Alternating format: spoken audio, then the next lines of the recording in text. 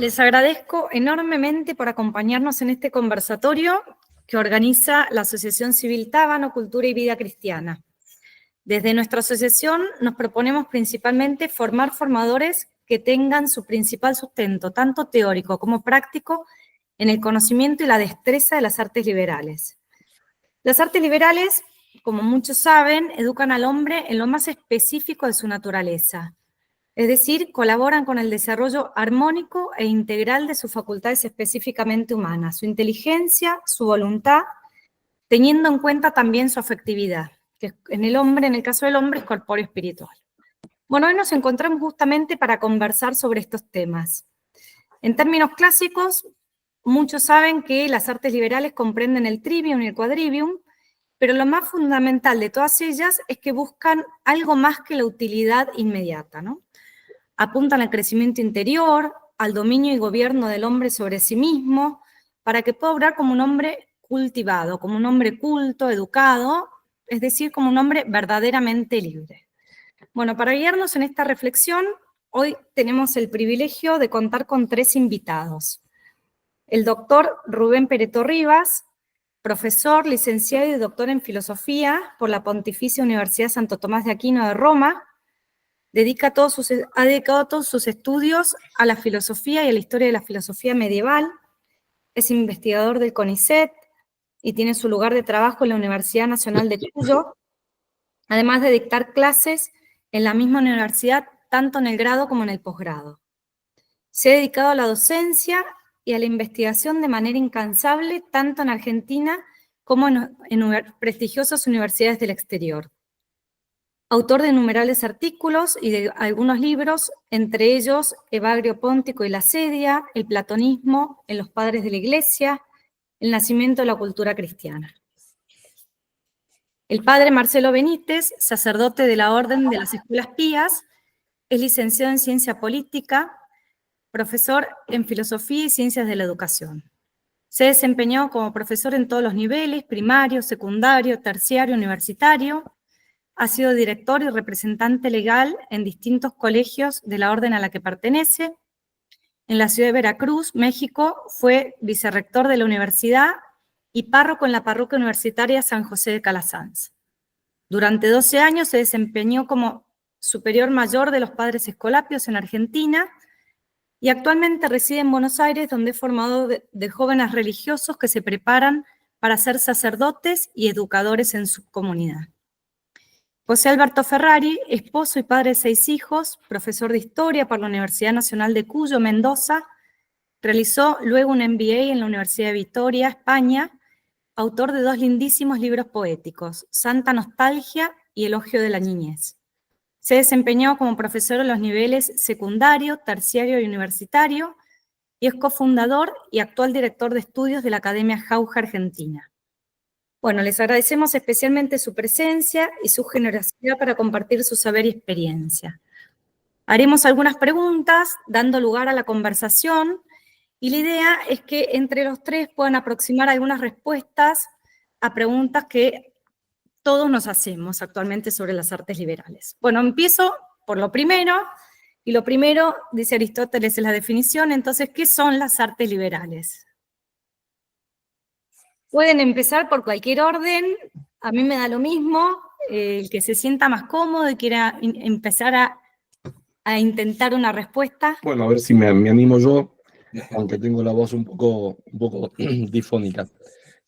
Las artes liberales no son ninguna cosa rara, en realidad son un conjunto de 7 disciplinas en las que está resumido de alguna manera todo el saber clásico, dividido en 2 sectores, un sector de las letras, que sería el trivium, y un sector de los números, que sería el quadrivium, y que tiene una larguísima tradición de la educación de Occidente, yo diría desde la paideia griega, aunque no estuviera sistematizado, y sí con mucha más fuerza y mucho más sistema justamente a partir de la Edad Media, ¿no? Con el antecedente un poco más lejano de San Agustín, Marciano Capella, y después la aplicación en las escuelas monásticas y catedralicias de la Edad Media.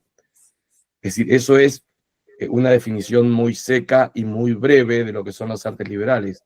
Detrás de esto hay mucho más, ¿cierto?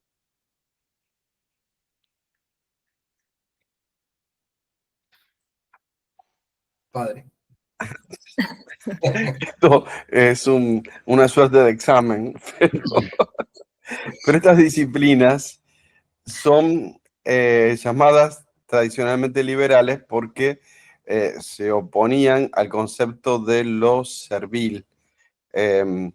Y entonces una contraposición que incluso se podía entender en términos de grupos sociales, los que se dedicaban a los trabajos manuales, mecánicos, los que se dedicaban a los trabajos intelectuales. Entonces, tienen en nuestra época, que es una época con una sensibilidad democrática, una connotación que a veces puede sonar elitista, es decir, es, eh, es para algunos o para elegidos o para especiales.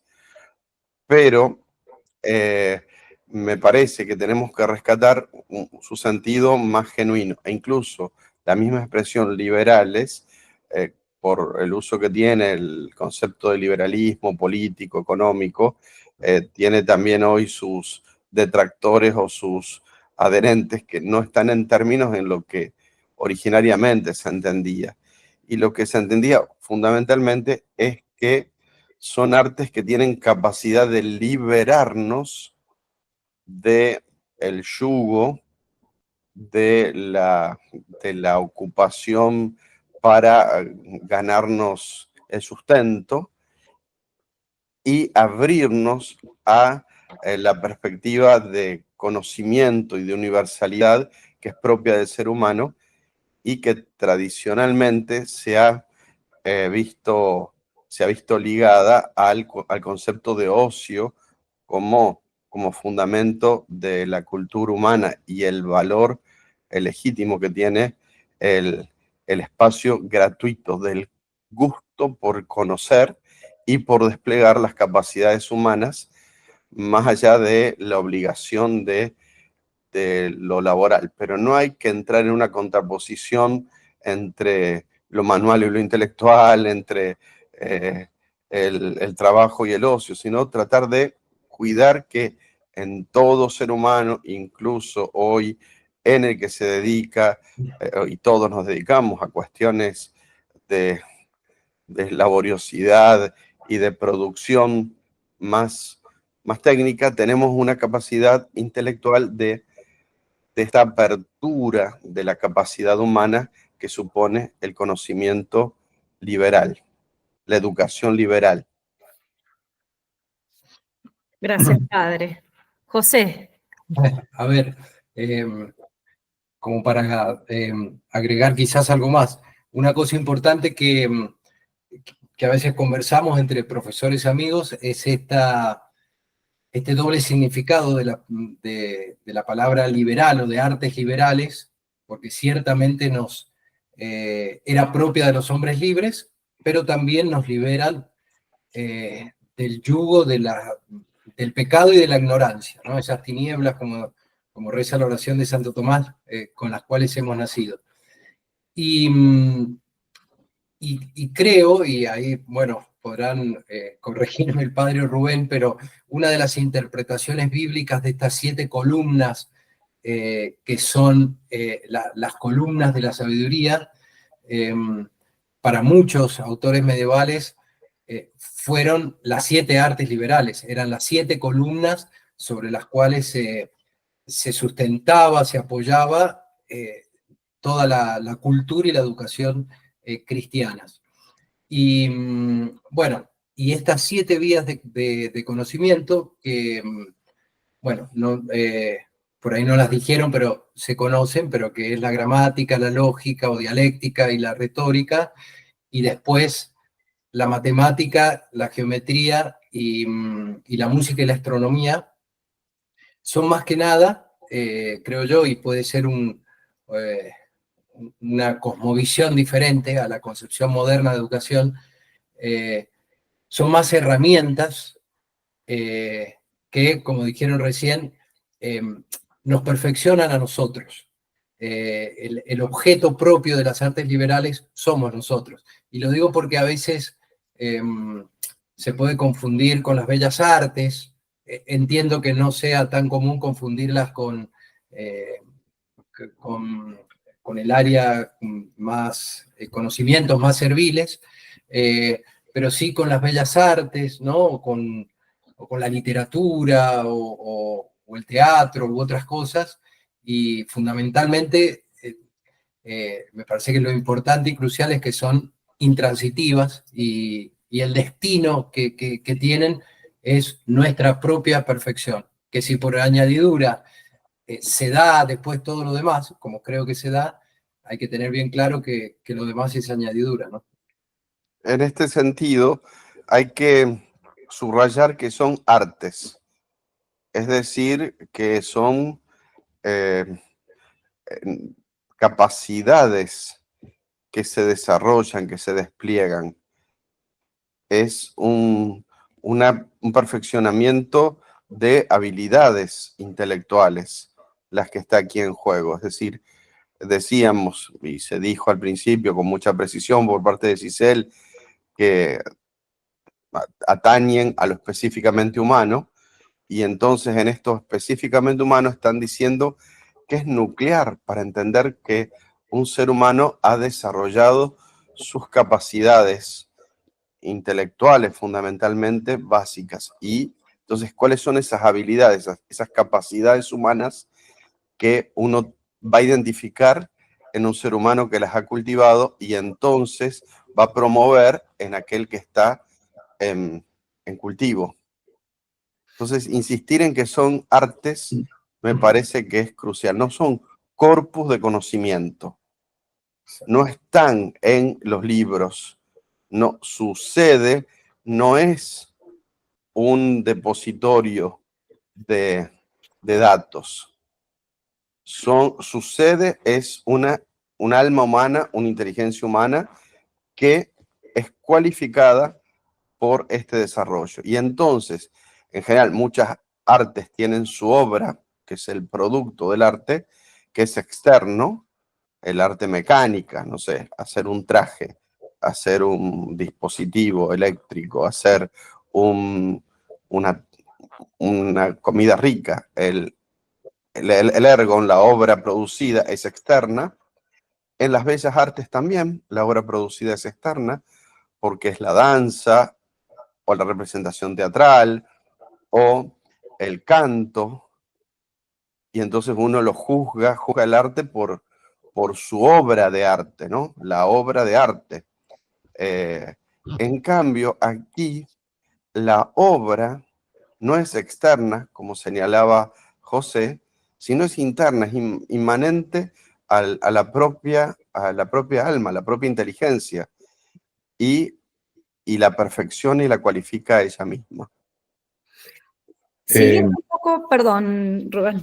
Sí, simplemente una acotación a lo que dice el padre, que justamente por esto las artes liberales se oponen, creo yo, me corregirá el padre que está en temas de educación más vinculado que yo, pero se oponen de un modo muy radical a la concepción de educación que hace ya varias décadas tenemos en Argentina, y creo yo en la mayor parte del mundo, que es la que exige que todo conocimiento tenga un impacto social o un significado social, o que sirva para algo.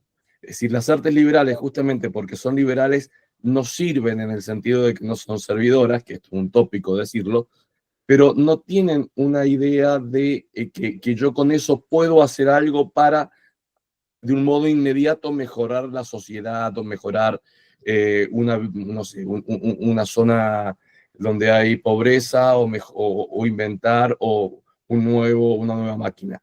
No va por ese lado, es una concepción y una lógica totalmente distinta, que no significa de que no vayan a tener en un futuro un impacto social. Sí que lo tienen, pero no es inmediato y no es el objeto inmediato de la enseñanza de las artes liberales. Y si me permiten, cuento una anécdota muy, muy breve que a mí me impactó mucho de hace ya mucho tiempo. Un amigo acababa de llegar con su doctorado de historia, que lo había hecho en Harvard, y es especialista en lenguas orientales. y su primer trabajo fue en la Universidad Nacional de San Martín, que está ubicada en el oeste del conurbano bonaerense y cuya población era, y quizá lo siga siendo, gente de clase trabajadora, es decir, con gente que llegaba a la universidad muchas veces sin haber leído nunca un libro, simplemente porque no habían libros en su casa. Entonces él me comentaba de que, más allá de que enseñaba historia, se le ocurrió, como tenía unas horas libres, dar un curso de griego clásico. Entonces toda esta gente le decía, ¿para qué hacerlos perder tiempo a la gente que quiera estudiar griego clásico que no sirve ni siquiera para hablar con un griego actual, porque no lo va a entender? Sin embargo, él dice que comenzó el curso, lo dio durante 3 años, y me decían, la gente, el grupo de gente que empezó se mantuvo, y su conclusión era, es verdad que cuando terminamos el curso, ellos no consiguieron un mejor trabajo, o no consiguieron una posición mejor, no, pero tenían otras conversaciones, tenían otro mundo, se les había formado otro mundo por aprender una lengua clásica. Entonces, eso, aprender una lengua es un arte y de alguna manera es análogo a las artes liberales. No se orientan a una cuestión práctica inmediata, pero sí que benefician no solamente a la gente, digamos, que ejercita ese arte, sino que en última instancia van a terminar también beneficiando a toda la comunidad. Qué bonito, En este Rubén. sentido, siempre, cuando digo, quiero destacar esto, el valor que tienen, apelo a un tópico que me parece muy expresivo, es decir, uno no puede buscar un amigo para conseguir algo. Eso es ruin, es instrumentar la amistad, que es algo noble, para una ventaja personal. Pero tener un amigo viene bien siempre. Entonces yo tengo que buscar, o sea, este tipo de saber se busca en sí mismo y por sí mismo. Buscarlos para sacar una ventaja es no entender el valor que esto tiene en sí, por sí, o buscar una utilidad inmediata, una aplicación, es violentar. Es como buscar a un amigo para, no sé, que me invite a su pileta en el verano. O porque tiene una buena pileta, o a veces, como yo le digo a algún muchacho, para que les presente a la prima. Eso no es un buen amigo. Entonces buscamos las artes liberales por el valor intrínseco que tienen y el significado de enriquecimiento humano que suponen. Ahora, esto que tiene un valor en sí mismo, por redundancia, por desborde, tiene un efecto siempre positivo. Nunca nadie dañaron, más bien siempre, y a ninguna sociedad la perjudicaron, o ningún problema en sí mismo social promovieron. Si no resuelven inmediatamente un conflicto o una problemática social, al menos no lo incrementan. Y probablemente siempre tengan una capacidad, una función social, como decía un sabio español de los saberes liberales. En estas últimas décadas hemos experimentado y hemos observado como un renacer de las artes liberales, ¿no? Yo he escuchado cómo en Estados Unidos, en varios lugares de Estados Unidos, ha habido como un florecimiento de las artes liberales, incluso en Hispanoamérica hay varios colegios que están intentando adoptar, o ya lo han hecho hace algunas décadas, las artes liberales, en Argentina, en Chile, en Colombia. Menciono así los lugares que conozco: Paraguay, en Ecuador, incluso en España recientemente también se ha creado una diplomatura en educación clásica. ¿Por qué les parece que en el siglo XXI necesitamos recurrir a algo que es medieval? ¿Por qué les parece que en esta época, donde la tecnología, donde un poco el materialismo, son los que están en boga, y sin embargo vemos que hay como pequeños fuegos que se van encendiendo y que de alguna manera están intentando también ponerse en comunicación entre ellos? ¿Qué es lo que encuentran en las artes liberales que el siglo XXI no les puede dar? un principio de unidad, fundamentalmente un principio de unidad. Ante la fragmentación, la dispersión, el desconcierto, el sinsentido, encontrar algo que todo esto múltiple lo ve y lo bajo un prisma de unidad que no es artificial, o sea, no es impuesto por una voluntad ordenadora, sino que trata de reconocer, a ver, teniendo en cuenta la inteligencia del hombre, su naturaleza, sus facultades, qué es aquello que es nuclear desarrollar. Y por otro lado, ante muchos experimentos sociales que se han mostrado fracasados, dice, a ver, si hemos fracasado en muchos intentos, ¿por qué no volvemos atrás a recuperar aquello valioso que se nos puede haber quedado perdido en el camino? Sí, y podemos incluso decir que las artes liberales aportan tres elementos para mí claves. Uno, la unidad del saber, recién lo decía el padre, ¿no? Porque evitan la fragmentación de las disciplinas que es tan típica en la educación actual, y sobre todo en la educación universitaria, pero no solo. Por otro lado, le dan sentido al lenguaje. Es decir, en un mundo en el cual el lenguaje está cada vez más reducido en cuanto a la cantidad de términos y por tanto de conceptos que los jóvenes y no tan jóvenes son capaces de utilizar, y que una palabra se utiliza en un sentido, se utiliza en otro, no, sin importar, sin hacer un análisis, las artes liberales, sobre todo las del trivium y en particular la retórica, lo que hacen es enseñar a discernir qué es el lenguaje, es decir, qué es lo que estoy diciendo y qué sentido tiene lo que estoy diciendo, y hablar con precisión para poder expresar justamente eso de que otra manera en un mundo de confusión no existe. Y en tercer lugar, una formación moral e intelectual. ¿Por qué? Porque en lugar de formar especialistas que están exclusivamente concentrados en su especialidad y saben solamente un sector muy, muy pequeñito del saber, las artes liberales, al menos en la etapa de formación de artes liberales, que yo diría que sería hasta los 18 años, consiguen que ese niño, después joven, adquiera esa unidad que después, bueno, quizá por la profesión que exige, que elige, etcétera, va a tener que especificarla. Pero en un principio, y esto lo decía el padre y me parece lo fundamental, le da esa unidad, esa integración del saber, que es una integración del saber no solamente como un saber intelectual, teórico, sino también como una cuestión moral, ¿no? De las propias virtudes.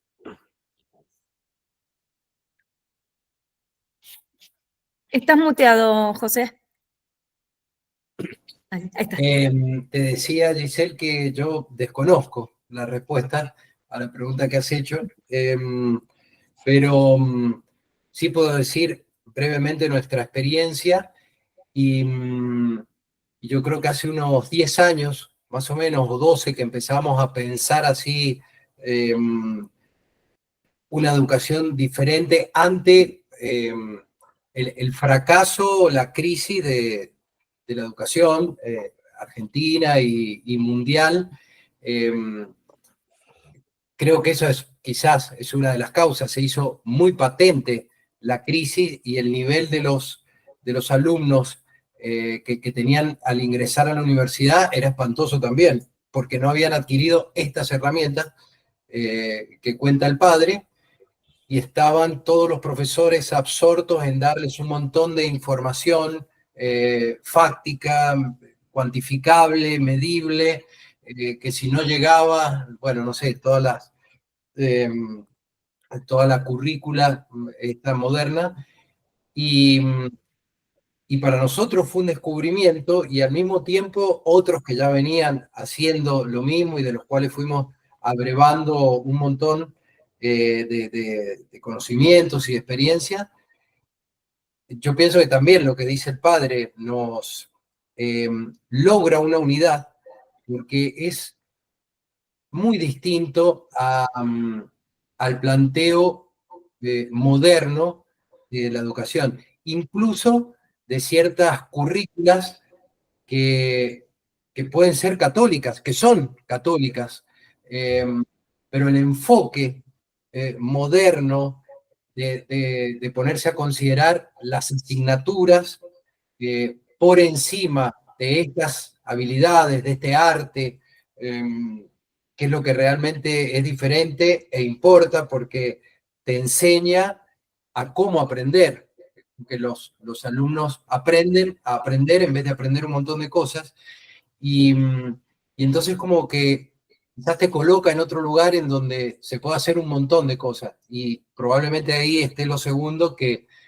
lo voy pensando ahora, pero que son los desafíos de aplicar en este siglo XXI, en este contexto tan complejo, poder aplicar las artes liberales, ¿no? En circunstancias disímiles, pero con un espíritu clásico y todo, creo que es otro desafío y que ahí me parece que también hay mucho por hacer. Y, a ver, hablando un poco con muchas personas, me he encontrado con esta pregunta, que ahora se las presento a ustedes, ¿no? Muchas veces me preguntan, bueno, ¿por qué tenemos que ir a las artes liberales si en los currículos de colegio tenemos, por ejemplo, oratoria, técnicas para hablar en público? ¿Para qué vamos a estudiar retórica? ¿O para qué vamos a estudiar lógica si tenemos metodología de estudio, enseñamos pensamiento crítico? O en música, yo les digo, bueno, pero las artes liberales tienen la música. Ah, no, pero en mi colegio también hacemos música. ¿Qué diferencia hay entre las artes liberales, pensadas con esa unidad del trivium y del quadrivium, y bueno, y todas estas herramientas que se quieren implementar en la educación? ¿Por qué no son lo mismo, digamos? Yo creo que lo que cambia es la cosmovisión que tienen las artes liberales con respecto a las disciplinas que en apariencia son las mismas, que se pueden enseñar en cualquier colegio, pero que en el fondo no lo son, son otra cosa. Daba recién, Giselle, el ejemplo de la música. Es decir, la música entendida como arte liberal no es para nada lo mismo, no es lo mismo que la clase de música que se puede dar en un colegio. La música, ¿por qué? Porque la música como arte liberal no es solamente la expresión artística, es decir, no es solamente aprender a cantar, por ejemplo, una cantata o lo que fuere, que también es eso, sino que la música entendida como arte liberal es también el acceso al orden armónico del cosmos, en el sentido del que hablaban Pitágoras o Boecio. Es decir, la música, fíjense que la música está dentro del quadrivium, es decir, que son las ciencias del número. La música es el número extendido en el tiempo. Entonces, hay toda una profundidad detrás de la mera ejecución de una pieza musical.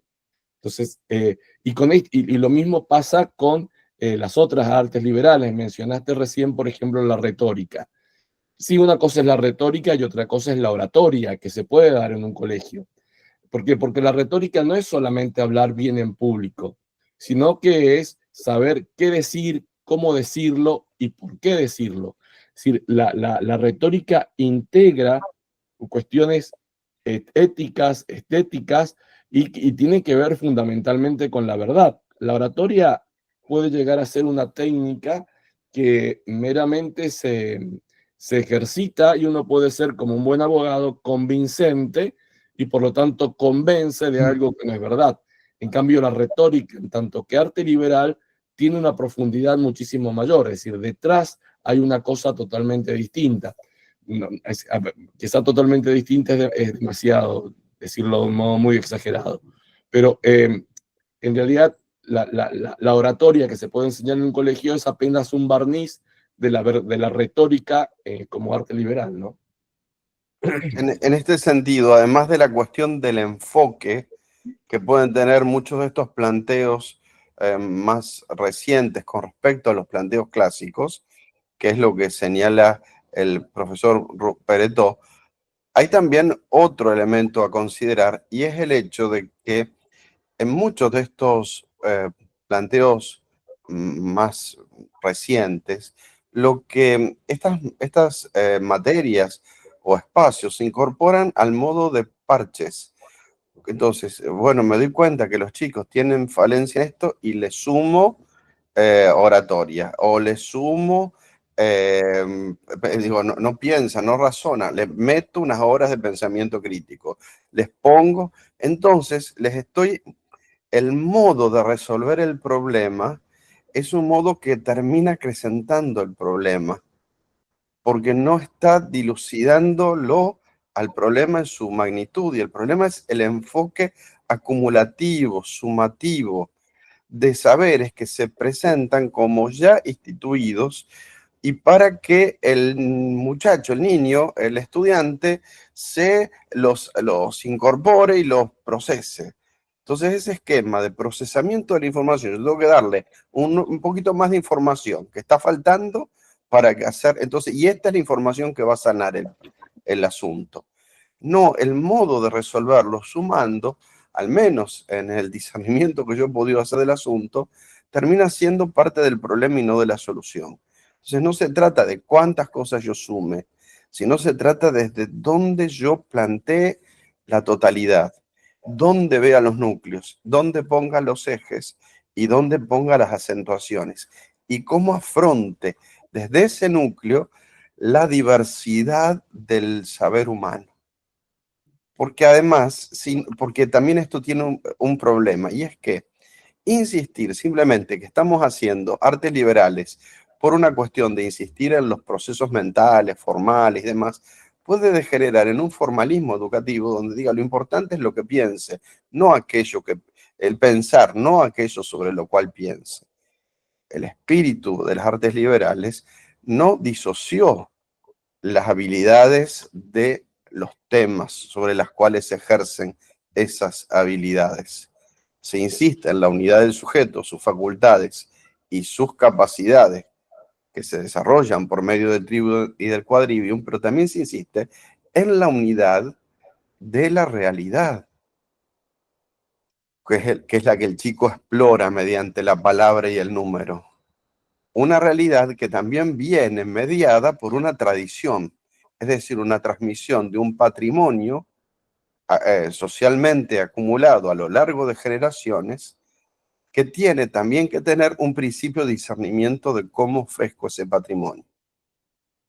No simplemente cómo repaso las áreas de una enciclopedia, las áreas temáticas de un catálogo bibliográfico embutido en un proyecto pedagógico.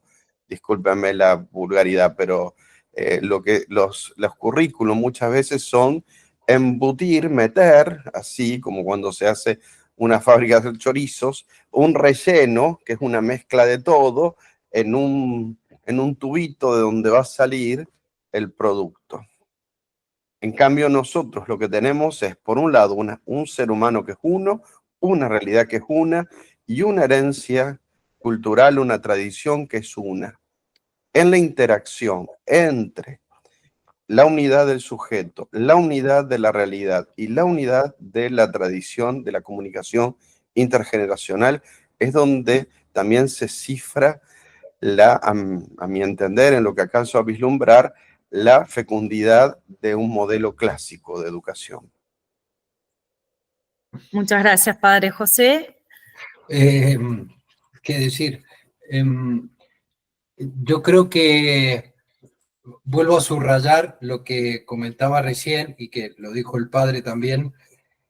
Hay una cosmovisión y un punto de partida totalmente distinto. Entonces, por un lado, el pensar clásicamente implica entender que todas estas vías del conocimiento no son materias, no son asignaturas, y eso para mí es lo que más cuesta entender. Y tampoco se pueden desordenar, porque se altera el producto, están prescritas por el orden de la naturaleza, digamos, del desarrollo del niño, del joven, del hombre, y también estudiar determinado contenido significa hacer este camino, estas vías de conocimiento para conocerlo en mayor profundidad. ¿Qué quiero decir con esto? Que hay una forma, no sé, si en los programas, por ejemplo, de matemáticas, por ir a algo más, tal vez un poco más lejos, como se considera ahora, de las humanidades. Hay una forma gramatical de estudiarlas y que corresponde a una edad. Hay una forma lógica de estudiarla y es cuando aparece, no sé, el álgebra o la trigonometría. Y hay una forma retórica y eso tiene que ver con las edades de los niños, pero tiene también que ver con el modo en que me acerco a estos conocimientos con estas vías. Entonces, decir que son asignaturas me parece que es todo lo contrario. Yo por ahí digo que estas artes o habilidades, también les digo herramientas por, bueno, esta conferencia que deben conocer todos de Dorothy Sayers, que ella plantea esto, se han perdido esas herramientas de aprendizaje. Entonces, un chico de 18 años sale del colegio secundario y no tiene esas herramientas, no se las han brindado nunca, no sé si por considerarlas anticuadas o innecesarias o porque no las conocen, pero le han dado muchísimo contenido que en definitiva le sirve poco, ¿no? Y me parece que ahí es donde está el quid quizás de estas dos como visiones diferentes. Retomo un poquito lo que decía el padre, la importancia de la tradición y el hincapié que hizo en la tradición, preguntándoles si en las artes liberales entonces es fundamental la lectura de los clásicos. ¿Qué papel cumplen los clásicos cuando uno dice, bueno, a ver, intentemos educar con las artes liberales, intentemos recuperar las artes liberales y que nuestros niños y nuestros jóvenes sean educados de esta manera? ¿Qué lugar ocuparían lo que comúnmente se conoce como los clásicos? Si empiezo yo como ya se hizo habitual.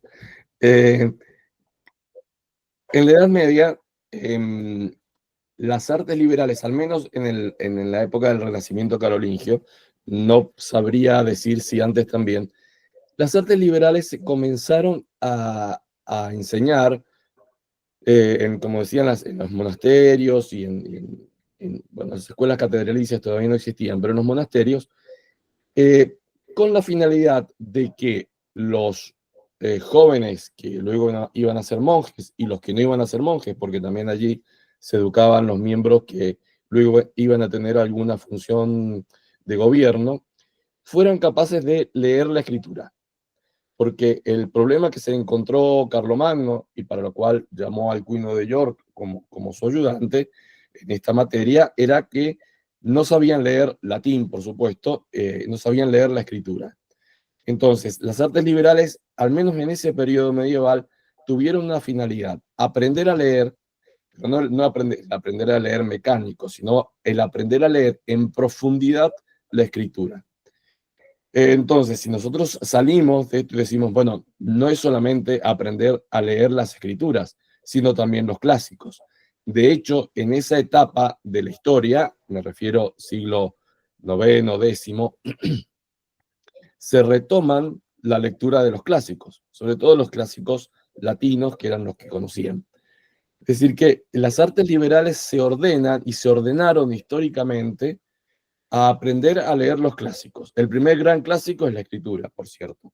Pero después toda la otra literatura clásica que autores señeros de nuestra civilización, como Casiodoro, recién mencionaba Alcuino, San Isidoro de Sevilla, etcétera, consideraron de que eran obras que no podían perderse, que debían conservarse, y que la educación del occidente, digamos, después de pasadas las invasiones bárbaras, tenía que resurgir ese antiguo imperio o esa antigua civilización, que es lo que intenta hacer Carlomagno, también con la recuperación de los clásicos. Y yo creo que la situación actual es bastante análoga, ¿no?, en cuanto a la situación de barbarie en la cual nos encontramos, más allá de que tengamos libros por todas partes, pero eso no significa nada, porque no se los lee o porque lo que se lee en realidad no son los clásicos, es decir, para decirlo en pocas palabras, no es literatura que realmente termine o forme profundamente a la persona. Estos personajes que yo les digo, y podríamos agregar muchos más, como San Agustín, entienden que los clásicos griegos, clásicos latinos, a los cuales agregaríamos, ¿no es cierto?, los clásicos que fueron surgiendo después en las diferentes lenguas vernáculas, lo que hacen es formar el espíritu humano, pero para leerlos, decían ellos, hay que saber artes liberales. Es decir, que está como de un modo unidos intrínsecamente las artes liberales con los clásicos. Unas se ordenan a lo otro. Gracias, Rubén. Padre José. Sí, me viene recuerdo aquello que creo que Chesterton señalaba y retoma también Castellani, que todo el esfuerzo de alfabetización moderno, si es para que, decía Chesterton, si es para que la gente termine leyendo el periódico, el diario, es un esfuerzo, o sea, que no tiene sentido. O sea, lo que es perenne es lo que tiene que accederse. Es decir, es en orden a qué tipo de saber buscamos herramientas. Y eso es también un discernimiento básico. Es ¿para qué leemos? En ese momento decía Chesterton, para que lean el periódico, el diario. Nosotros hoy podríamos decir, ¿para qué? Para que manejan redes sociales, simplemente para que lean la última noticia. Es decir, ¿qué es lo que van a leer? En esto también hay una preocupación en este tiempo en que estamos obsesionados por la calidad de la alimentación. Hay una preocupación muy importante, y es qué alimentación, nutrición espiritual le vamos a dar. La lectura, fundamentalmente, lo que se lee es la alimentación espiritual. ¿Para qué hago un esfuerzo de alfabetización? Es decir, de que la gente lea, comprenda, decodifiquen para acceder a qué plato sabroso para su alma. Y ese plato sabroso probado es lo que llamamos los clásicos. La mejor dieta para la nutrición de un alma. Y siguiendo con Chesterton, padre, ahí también no sé dónde, cuando habla, creo, sobre la lectura, que dice cómo están las ideas, no es que ahora hay ideas nuevas, sino que están como fuera de lugar, desencajadas, desordenadas, y esas ideas se encuentran en los clásicos. Yo he visto en algunos programas de academias norteamericanas que ellos hablan de esas 12 o 15 ideas que son transversales al hombre y que han estado en la reflexión de todas las culturas, de todos los tiempos y lugares. ¿No? Bueno, la muerte, la gloria, la libertad, la justicia, la inmortalidad, etc. Y creo que todas esas ideas se encuentran justamente en los clásicos. Me parece que por eso es una de las... Si decíamos que estas artes o herramientas no son asignaturas, bueno, entonces, ¿sobre qué se trabaja? Sobre dónde trabajan estas herramientas.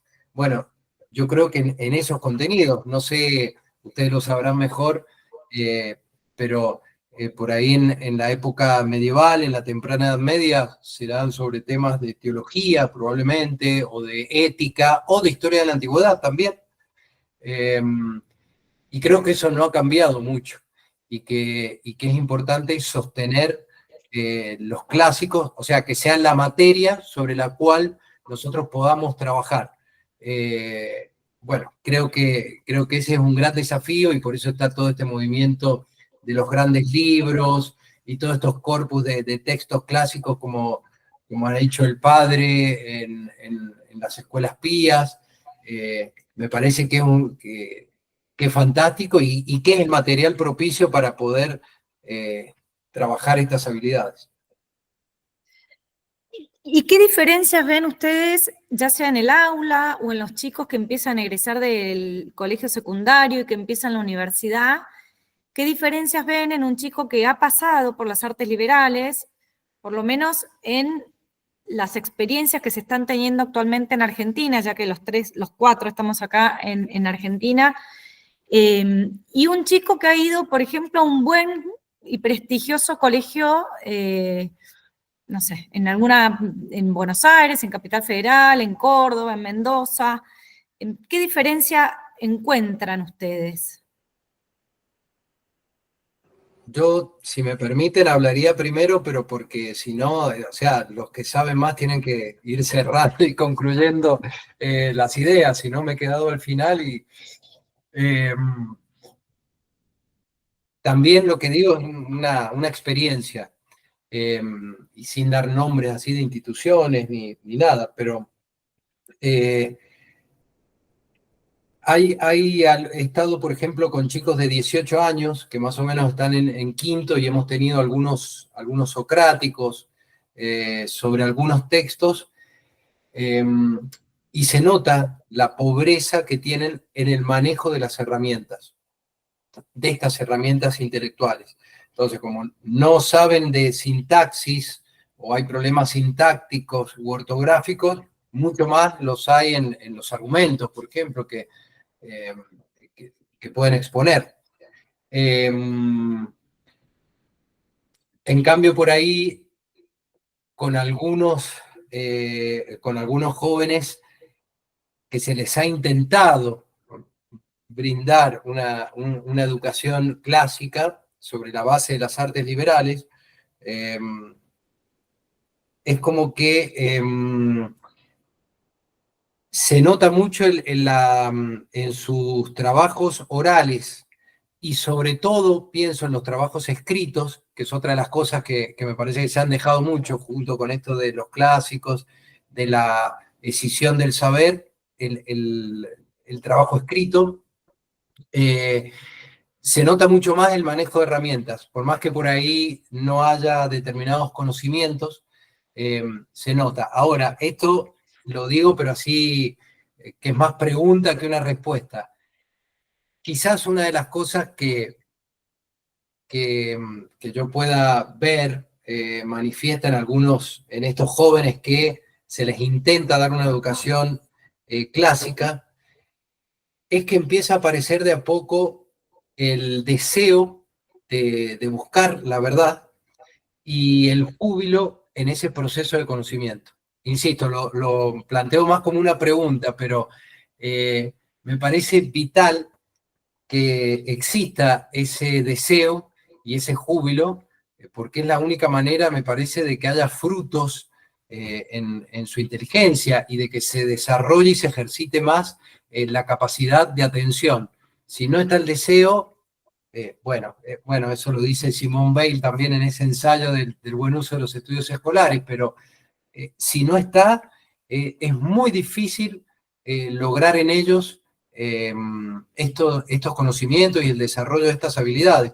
Y creo que es uno de los grandes desafíos también que puede plantear una educación genuinamente clásica, ¿no? O que pretenda ser tal. Para mí es crucial el que se vislumbra en los estudiantes que han transitado este tipo de propuestas educativas, se vislumbra la libertad propia de las artes liberales. Una libertad que es libertad en cuanto a soltura. Tienen soltura en la comprensión de las realidades, es decir, no se ven atados ante algo nuevo que tengan que conocer o explorar, sino que tienen una seguridad de cómo encarar un conocimiento, un texto, un problema, un tema.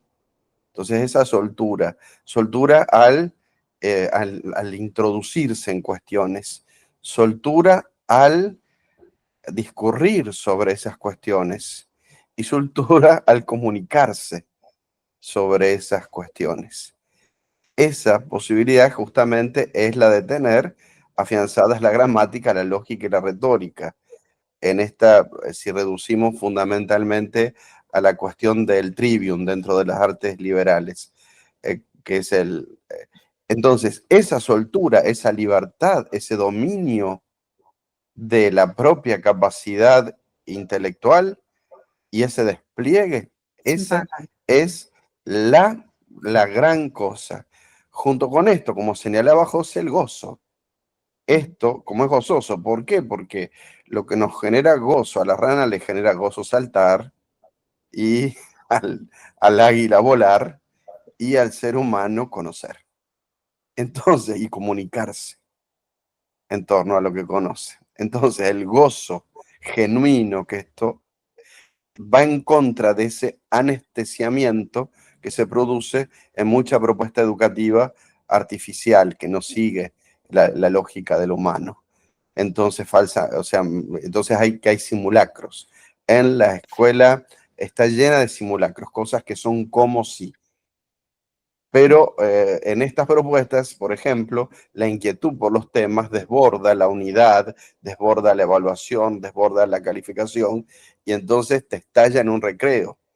Y entonces un tema es tan importante, una cuestión es tan importante, que el chico se come el recreo. Entonces a veces te encontrás con adolescentes que siguen en el recreo debatiendo algo que surgió en el momento de clase, y con una pasión, con un entusiasmo, que vos decís, claro, es que el tema los convoca, las cuestiones los motivan y gozan en eso, como también gozan de jugar un partido del deporte que les guste, o juntarse a comer un asado con los amigos, o a compartir un rato entre amigos. Es decir, gozan del asunto. La libertad y el gozo son dos, para mí, señales inconfundibles.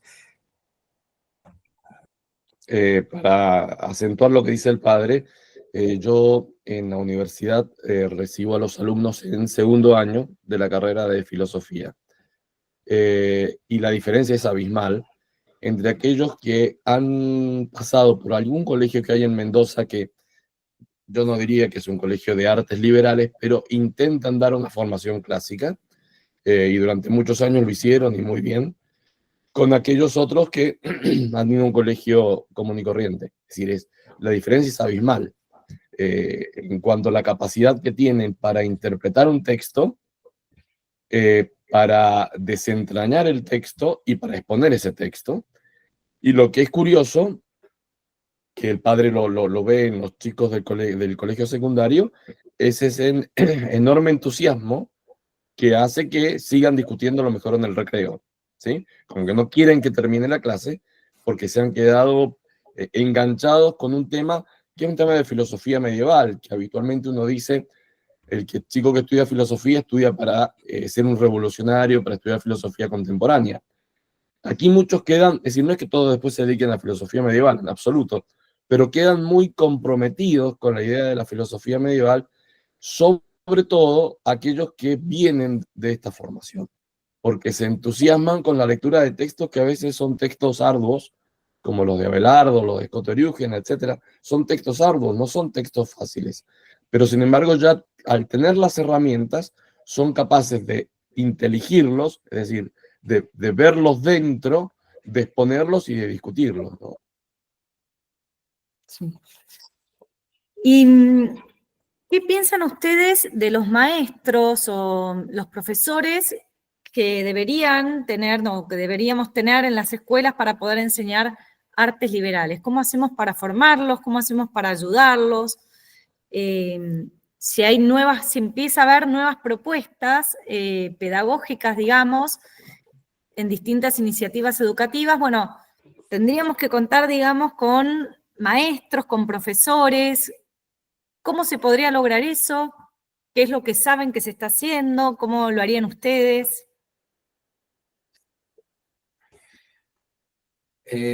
¿Voy de nuevo? Bueno, a ver, también puedo decir mi corta experiencia. Nosotros, por ejemplo, en Jauja siempre hemos tratado de vincularnos, bueno, uno es el padre y otro es Rubén, con las personas que saben y pueden enseñarnos esto, esto de la educación en las artes liberales. Y hemos tratado de armar como un pequeño plan de formación de los docentes. Profesores, pero fundamentalmente maestros. Es muy difícil que encontrar a maestros que tengan la autoridad moral, prudencial, intelectual que a uno le gustaría. Entonces, bueno, tratamos de trabajarlo y de generar después lo mismo que hacemos con los profesores y maestros, lo intentamos hacer con los padres, y después, después de tratar de formar, de lograr esa formación, una atmósfera,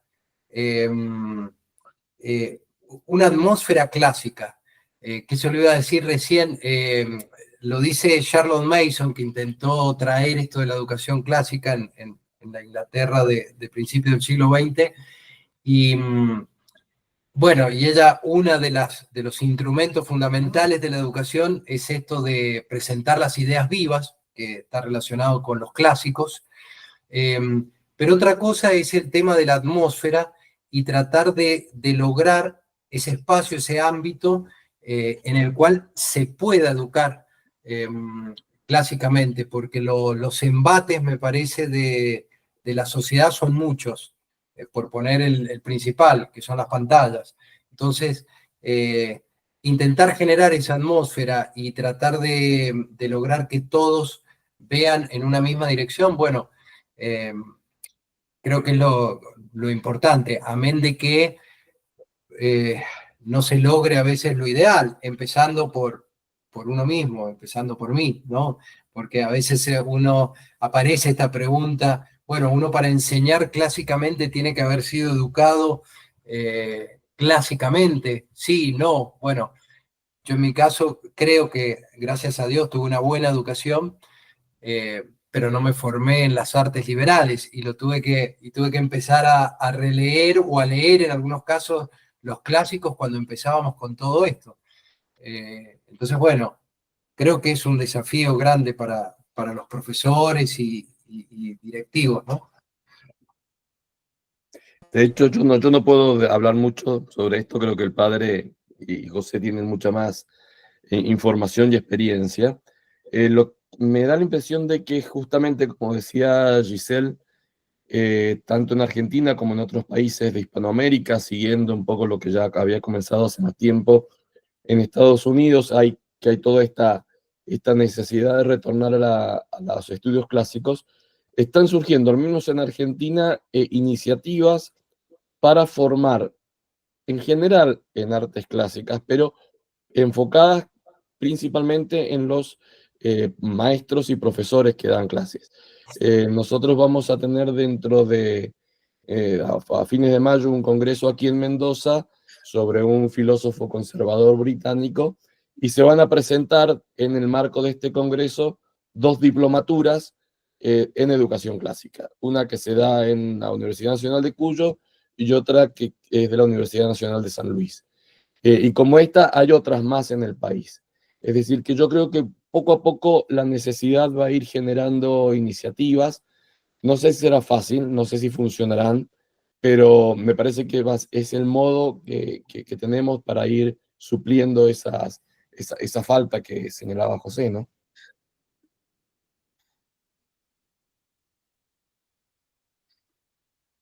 Padre, tiene el micrófono Ahí apagado. está. En el tema de la formación docente, nos pasa como en toda la formación en general, que tenemos que recuperar algo que hemos orillado, perdido o descuidado.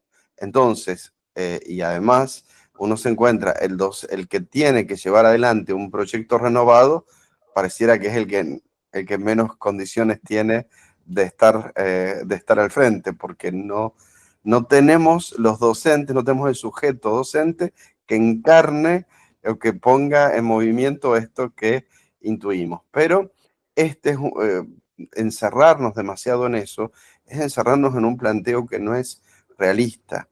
Y el planteo realista como actitud filosófica, vital. El tema es, si esto es conforme a naturaleza, aunque tengamos todo el mundo formateado de una manera contraria, nosotros tenemos que apelar al valor que tiene esto y a la propia naturaleza. Entonces hay un modo en que pareciera que hay que desarmar un montón de cosas que se han puesto mal en uno, en primer lugar, en los colegas docentes, y en realidad lo que tenemos es que recuperar el orden más natural, que es el de estas propuestas. Entonces, cualquier iniciativa que recupere de algún modo el orden natural de las cosas, que centre en lo que es verdaderamente importante, que ponga en ejercicio las cualidades básicas, que ponga en diálogo con el patrimonio cultural y pedagógico más genuino, ya eso tiene un potencial de cambio y de multiplicador maravilloso. Entonces, lo primero, cuando uno se da cuenta del problema y de la propia inadecuación ante el problema, no dejarse vencer por la pesadumbre de que parece que es la losa de toda la formación docente que oprime y aplasta todo, porque eso realmente no lleva a nada. Cualquier cosa, como uno dice, y en esto es una imagen, la formación docente y el sistema educativo, tal como lo hemos gestionado, es de hormigón. Puede aplastar, pero sabemos que en el hormigón más duro brotan los tallos más persistentes. La educación humanista, el planteo de las artes liberales es vivo, vital, vigorizante, y aunque parezca un pequeño germen, tiene posibilidad de mover, de fragmentar, de hacer entrar en crisis los hormigones armados más duros de cualquier propuesta educativa que se ha ido estableciendo y legitimando por las autoridades o por lo que sea. Ese es un poco el principio. Luego, hay básicamente 3 cosas que hacer ya en términos prácticos. Lo que tenemos que hacer es, los que ya estamos formados y no fuimos formados de modo humanista, hacer una reconversión. No es tan difícil, porque como les decía, es conforme naturaleza. Tenemos que, en los centros de estudios, universidades, institutos docentes, donde hay personas que ya comulgamos con esta visión, ser capaces de meter estas semillas, estas propuestas dentro de esos espacios. Aunque el espacio todavía, por el plan educativo, por lo que sea, tiene esta capacidad de sembrar algo que es potenciador de vida y de verdad. Y donde tenemos posibilidades de crear de cero iniciativas, instituciones, propuestas, eso. No tenemos incluso que verlas como una versus otra. Tenemos que reconvertir, formar gente de cero. A veces algunos dicen, es mejor agarrar a alguien que no sabe, para alguna propuesta, es mejor agarrar a alguien que no sabe nada de didáctica, de pedagogía, ni de nada, porque tenés que estar continuamente luchando contra, y a veces puede ser, pero a veces no. Entonces quiero decir, no, mi experiencia es que no tenemos que canonizar acciones que son prudenciales. Más bien tenemos que largarnos a hacerlas con criterio, ser críticos nosotros mismos de cómo las vamos produciendo e intercambiar amigablemente los aprendizajes y darnos ánimo y aliento para seguir adelante en esto. Bueno, y hago una última pregunta para cerrar, es una pregunta más bien teórica o teorética, digamos.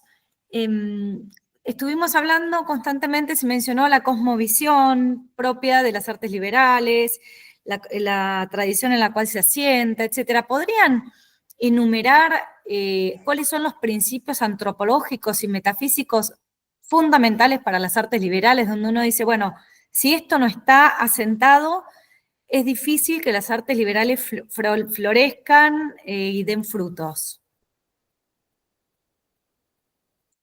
Yo no empiezo esta vez. Rubén, padre. Le toca a Rubén si es filosóficos y metafísicos.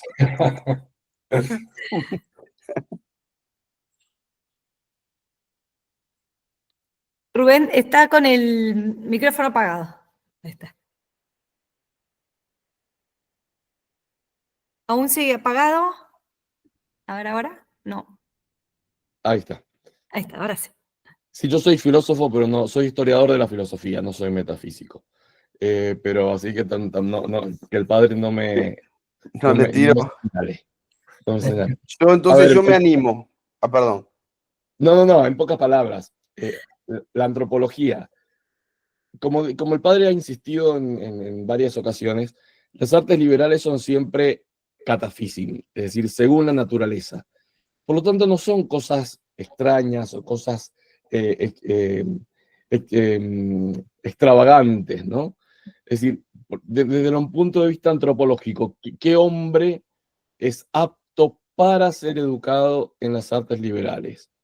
El hombre que, como ser racional y por lo tanto ser libre, busca la verdad, el bien y la belleza. ¿Sí? Todos sabemos que el hombre por naturaleza tiende a buscar la verdad, el bien y la belleza, que no es solamente un mero consumidor o un mero productor, sino que es un alma destinada al conocimiento y a la virtud.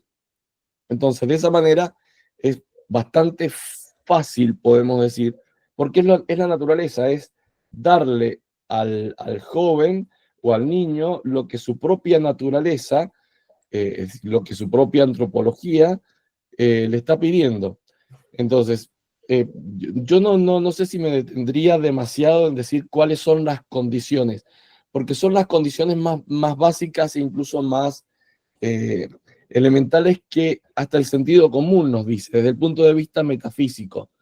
Bueno, saber que el mundo no es un caos, ni una máquina, sino que es un cosmos, es decir, un orden inteligible. Y por lo tanto, existe la verdad y esa verdad puede ser conocida porque la verdad se aprehende del orden que vemos en el cosmos, ¿sí? Porque es cosmos, es orden.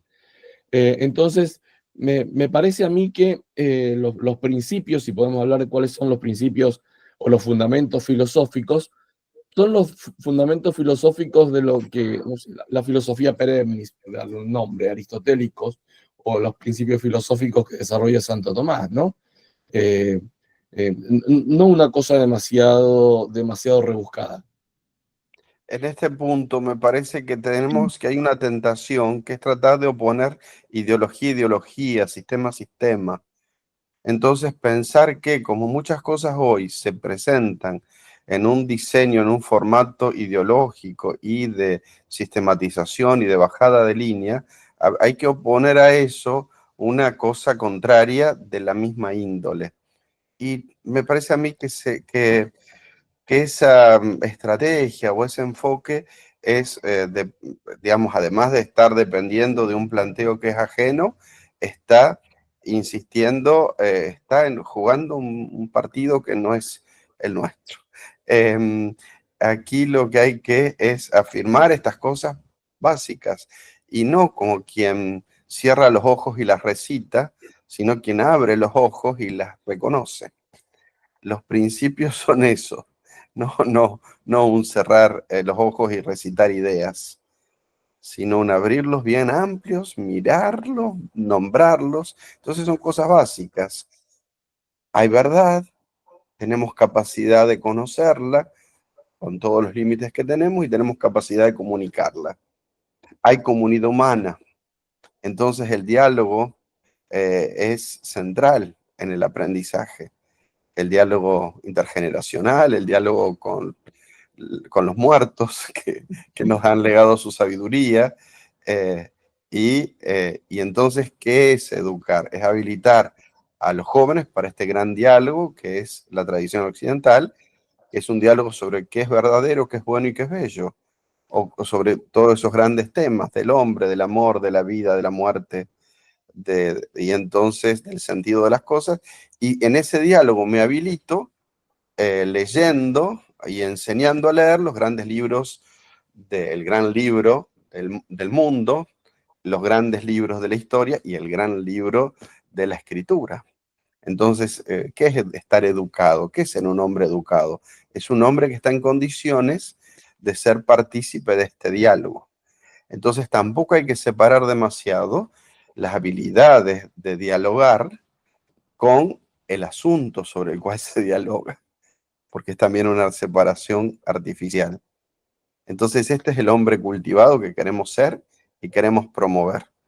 Cualquier cosa que vaya a favor de eso es fecunda.